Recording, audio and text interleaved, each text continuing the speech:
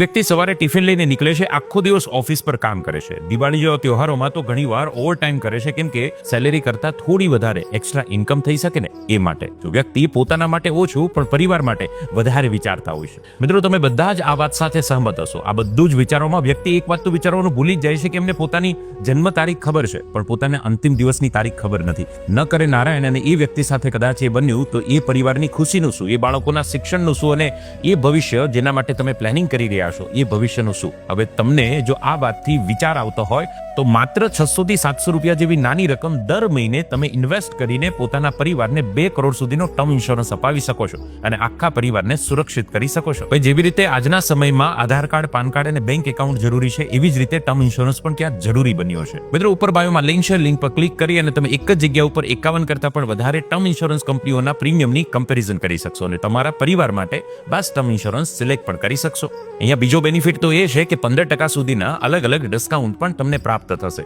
તો છે ને મજેદાર વાત? તો મહિનાની નાની એવી બચતથી પરિવારને સુરક્ષિત કરવાનો આ વિચાર તમને કેવો લાગી રહ્યો છે? જરૂરથી કોમેન્ટ કરજો અને આ વાત આપના મિત્રની સાથે શેર પણ કરજો.